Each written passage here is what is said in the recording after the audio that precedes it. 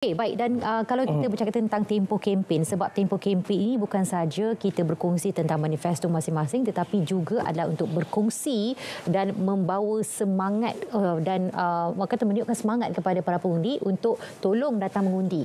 Okey, jadi kalau kita lihat tempoh kempen yang berlangsung selama 2 minggu sejak 18 November lepas menjadi taruhan kedua-dua calon bertanding, iaitu Jana Besar Tan Sri Raja Muhammad Afandi Raja Muhammad Noor mewakili Barisan Nasional dan Menteri Besar Terengganu Datuk Sri Dr. Ahmad Samsuri Mukhtar yang mewakili PAS. Jadi kalau kita boleh tanya pada Dr. Fad, bagaimana pengamatan serta analisis yang boleh dihuraikan kualiti kempen dijalankan oleh kedua pihak? Sebab satu agresif, satu lagi dah memang tahu profilnya sebagai Menteri Besar Terengganu. Sebenarnya kita kena fahamlah, manifesto ni sebenarnya satu janji yang diberikan oleh parti-parti politik yang terlibat dalam pilihan raya. Dan kalau kita sedia maklum, ada satu parti dia agak agresif dalam berkempen. Mungkin ada movement yang akan dibuat di situ. Dan satu lagi mungkin berasa selesa. Mungkin sebab tu dia agak kita boleh katalah agak pasif lah dalam berkempen. Tapi kalau kita tengok kedua-dua parti politik tersebut, mereka antara manifesto yang diletakkan adalah berkaitan dengan golongan muda dan dan salah satu perkaranya adalah berkenaan dengan pekerjaan dan perniagaan. Dan kalau kita tengok peratusan mengundi, so kalaulah peratusan mengundi ini masih lagi kekal perlahan, kemungkinan manifesto yang digambarkan oleh kedua-dua parti ini gagal untuk menarik minat para pengundi untuk keluar mengundi bagi menyokong mereka. Jadi manifesto ni sebenarnya banyak, kita tak panggillah sebagai mitos, tapi persepsi yang diletakkan terhadap manifesto itu sendiri yang mungkin boleh mengganggu ataupun mempengaruhi masyarakat untuk keluar mengundi. Sebab pernah kita dengar satu keadaan manifesto itu bukanlah satu janji. Dan satu keadaan lagi mengatakan bahawa manifesto itu adalah satu yang perlu ditunaikan kerana itu yang telah ditawarkan kepada para pengundi. Jadi manifesto itu sendiri sebenarnya perlu dimainkan oleh parti politik dengan sebijak mungkin supaya dia boleh mempengaruhi golongan ataupun masyarakat untuk keluar mengundi supaya mereka merasakan nilai undi yang dikeluarkan itu berharga. Lebih-lebih lagi kalau kita tengok semenjak beberapa pilihan raya sebelum ni, golongan muda telah diberikan peluang untuk terlibat dalam pilihan raya 18 tahun ke atas. Jadi manifesto, dan kita dapat pastikan bahawa peratusan tertinggi pengundi adalah daripada golongan muda. Jadi manifesto itu sendiri perlu menarik minat ataupun perlu mengujakan golongan muda ni untuk keluar mengundi. Kerana golongan muda ni keperluan mereka dalam perjuangan politik itu adalah berbeza dengan golongan-golongan yang lain. Kalau kita tengok B40 lebih kepada survivor. Tapi kalau golongan muda, mereka nak bermulakan hidup baru, maka apa yang dibayangkan, mereka memerlukan satu jaminan supaya mereka dapat pekerjaan. Sebab kalau kita tengok sekarang kita tidak boleh nafikan bahawa kebanyakan golongan muda ni adalah mereka yang berpendidikan. Tetapi tawaran kerja yang sesuai dengan pendidikan yang mereka ada mungkin tidak yang digambarkan sebelum ni. Okey, masih lagi menyentuh berkenaan dengan golongan muda ini. Seperti yang kita sedia maklum, untuk PRKP 040 Kemaman ini lebih 30% merupakan pengundi muda. Jadi bagaimana doktor, kita seringkali mengetahuilah berkenaan orang muda ini yang seringkali menginginkan pembaharuan, reformasi, kebebasan bersuara, dan selepas ini bagaimana kita melihat aspirasi anak muda ini dapat dipenuhi dan dapat membantu untuk meningkatkan lagi peratusan keluar mengundi pada hari ini, dan bagaimana golongan muda ini memainkan peranan penting dalam mencorakkan keputusan yang akan dizahirkan nanti, doktor. Ya, sebenarnya golongan muda ini tarifnya adalah 40, 18 ke 40. 40 tu kira muda lagi tu. Muda lagi. Dan sudah pasti aspirasi mereka berbeza-beza. Golongan 30-an, 40-an ini keinginan mereka berbeza, tahap kesedaran politik itu lebih tinggi daripada yang berusia 18 ke 21. Bagaimanapun kita lihat dalam program penyampaian dan juga polisi kerajaan Madani, sekarang selepas tahun menjadi kerajaan, kita lihat banyak perkara yang menyentuh orang-orang muda ini yang telah diberi perhatian, termasuklah dalam bajet 2024 baru-baru ini, di mana insentif kepada orang muda merakumi insentif tunai, insentif yang berkait dengan modal untuk mereka berniaga, peluang mereka untuk melanjutkan pelajaran dan sebagainya telah diberi. Dan kita lihat Perdana Menteri sebelum ini banyak tidak pernah kita lihat dalam sejarah Perdana Menteri boleh mengunjungi institusi pengajian tinggi bersama-sama dengan mahasiswa, mendengar sendiri pandangan mereka dan seumpamanya. Jadi golongan muda ini adalah kumpulan yang perlu disantuni oleh terutamanya oleh kerajaan lah sebagai pihak pembuat dasar yang juga mentadbir negara ini, kerana peluang kepada orang muda ini perlu dibuka supaya masa depan mereka masa depan mereka terjamin. Maka akses untuk kejayaan mereka ini seperti yang saya kata tadi, seperti platform pendidikan, peluang-peluang pendidikan, pinjaman, beasiswa perlu dilihat itu. Dan juga peluang untuk mereka berniaga, kerana mereka adalah kumpulan yang baru hendak meningkat dalam kehidupan ini, perlu adanya support kepada survivor mereka lah. Jadi dalam kempen di Kemamang ni, dalam pemerhatian saya nampaknya Barisan Nasional agak agresif, tetapi agak terfokus. Barisan Nasional calonnya heavyweight, bekas Panglima Angkatan Tentera 4 bintang tu, dan seorang pegawai tentera kanan ini lazimnya mereka tegas, dan kita boleh harapkan sekiranya menjadi wakil rakyat dapat membela rakyat di kawasan tersebut. PAS nampaknya dalam kempen mereka ni nampak agak santai, mungkin kerana keyakinan besar 27,000 majoriti yang dimenangi dalam pilihan raya yang ke-15 yang lalu, November tahun lepas, dan kemudiannya dalam pilihan raya negeri 6 negeri baru ni di Parlimen Kemamang itu 4 dun dimenangi. Semua dibolok oleh PAS, dan mungkin disebabkan itu, dan PAS pula meletakkan menteri besar. Tak perlu diperkenalkan lagi, semua orang kenal lah. Dr. Sam tu semua orang kenal. Jadi saya dengar khabar katanya kempen terakhir Menteri Besarnya dia sekadar berpantun saja. Berpantun saja, tak cakap banyak-banyak, orang dah tahu dah. Jadi InsyaAllah kita harap semuanya lancar, semua terbela, golongan bukan orang muda saja, orang dewasa macam kita perlu juga pembelaan.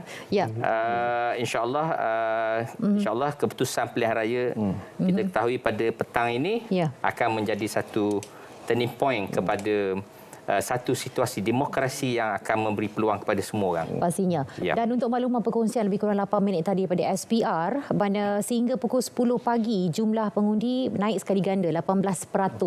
Okey, ini satu berita yang baik mungkin dari segi progresnya, sebab kalau jangkaan SPS ni 70%. Relevan tidak patusan itu? Macam saya kata tadi untuk mungkin 2 jam yang pertama tu mereka lebih fokus untuk menguruskan urusan peribadi.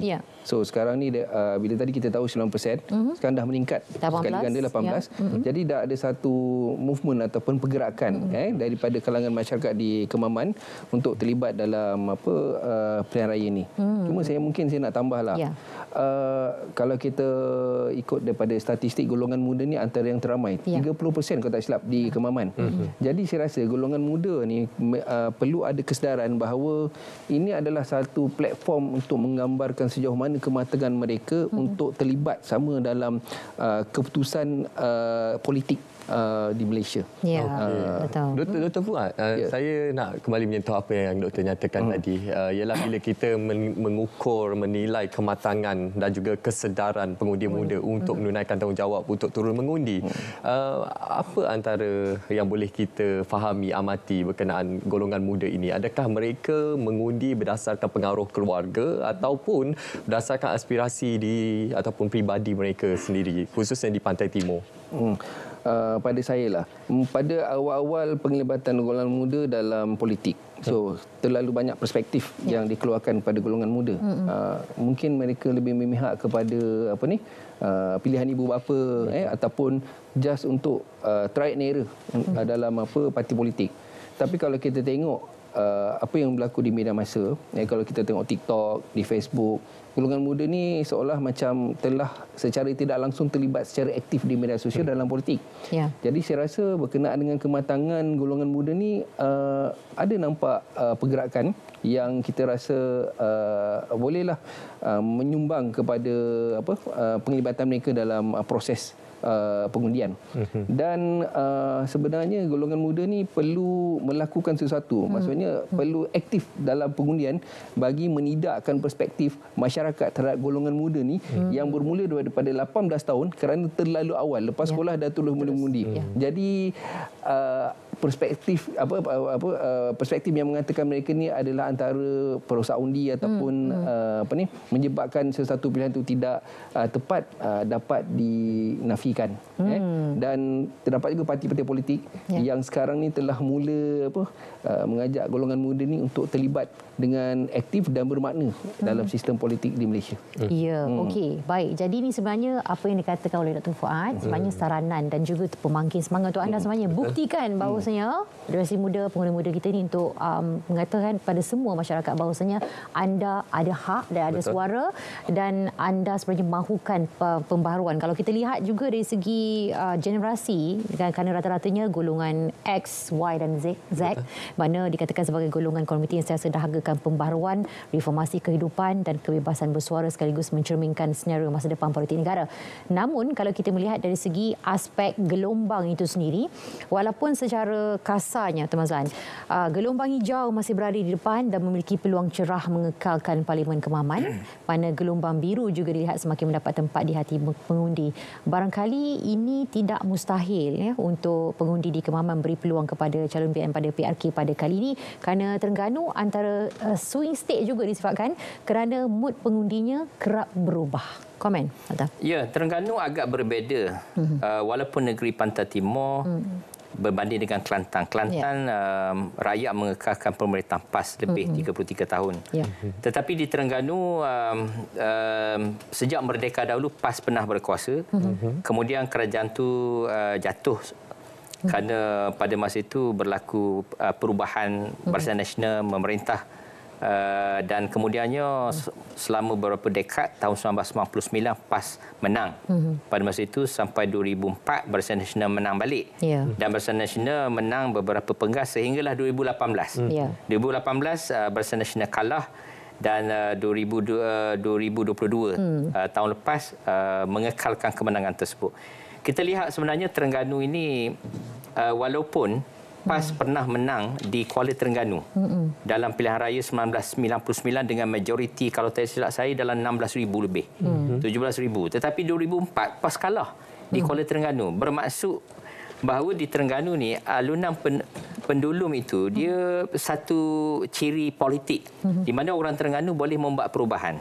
Adakah orang Terengganu boleh membuat perubahan kali ini walaupun pada dua pilihan raya yang lalu 2018-2022 PAS kekal memerintah di Terengganu dan pilihan raya negeri baru ni PAS masih mengekal. Malah 32 kursi Dewan Undangan Negeri dimenangi, sangat menakjubkan. Menunjukkan bahawa trend pada hari ini adalah rakyat Terengganu menyokong Perikatan Nasional.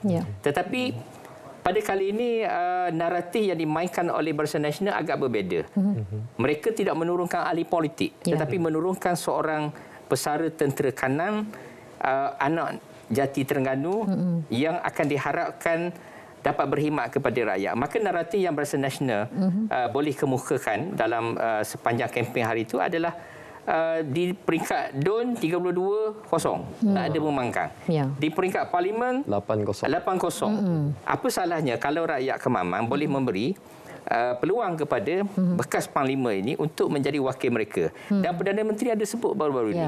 Dia kata kalau menang bukan sekadar ahli parlimen biasa. Kita membayangkan kemungkinan akan menyertai kabinet kerana rombakan akan dibuat sebelum berakhirnya tahun 2024. Maka saya berpandangan bahawa dari segi trend semasa kita kata PAS adalah parti pilihan untuk mempertahankan kawasan ini, tetapi tidak mustahil. Adakah Barisan Nasional boleh membuat kejutan politik adalah segala-gala yang tidak mustahil. Kawan menjadi lawan, lawan menjadi kawan, kemudian menjadi kawan balik, kemudian menjadi lawan balik. Itu biasa dalam politik. Itu lumrahnya. Okey, Doktor, kita nak berikan sedikit infografik kepada penonton-penonton kita semua berkenaan PRK P040 Kemaman Terengganu ini. Dan selepas ni kita tampilkan kepada anda dua calon yang bertanding pada ketika ini untuk PRK P040 Kemaman ini, iaitu calon Barisan Nasional Jeneral Bersara Tan Sri Raja Muhammad Afendi yang akan menentang ataupun pertembungan 1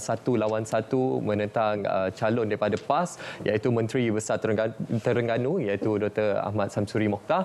Dan sudah pastinya kedua-dua ini merupakan heavyweight yang seperti yang dinyatakan oleh tetamu kita tadi. Dan bagaimana Dr. Fuad, kita lihat juga dalam situasi sekarang ini dan bagaimana kita menilai dari segi aspek latar belakang, ketokohan dan juga heavyweight dari segi nilainya di situ. Bagaimana ianya akan mempengaruhi penilaian pengundian secara keseluruhannya? Pada saya, kalau kita tengok pada latar belakang kedua-dua calon dalam PRK Kemaman ni, saya rasa tidak dapat dinafikan mereka mempunyai satu kredibiliti sebagai seorang individu yang berjaya dan dari segi kepimpinan dalam untuk terlibat dalam politik.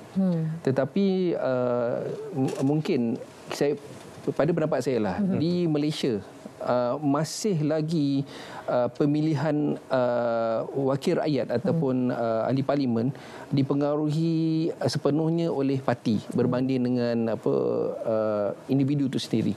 Dan tapi apa yang cuba dibawakan oleh Barisan Nasional dengan meletakkan seorang daripada yang tinggi dalam angkatan tentera, mungkin sesuatu yang agak berani, kerana kalau kita bandingkan kedua-dua calon ini, satu adalah Menteri Besar Terengganu, dan dari segi populariti dia memang tidak dapat dinafikan.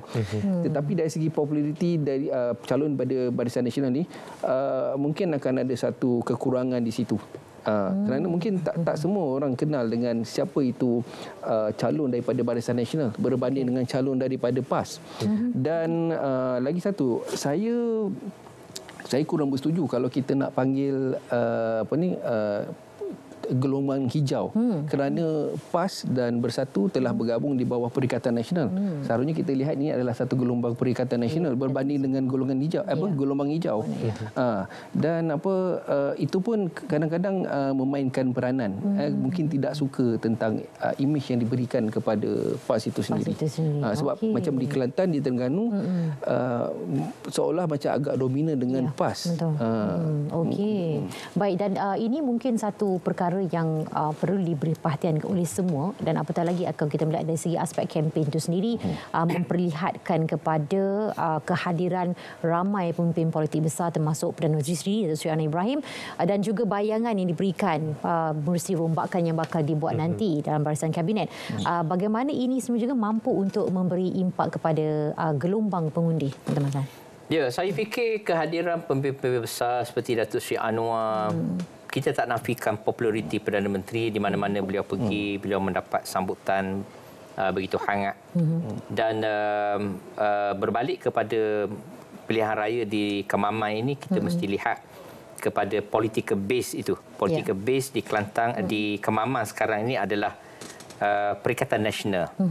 Adalah satu koalisi politik yang kuat di negeri Terengganu, termasuk di Kemaman. Kalau kita lihat pada keputusan pilihan raya negeri 6 negeri yang lalu dan juga pilihan raya yang ke-15 yang lalu, kita nampak kemenangan itu dalam bentuk gelombang. Gelombang yang saya fikir masih wujud. Gelombang itu belum surut.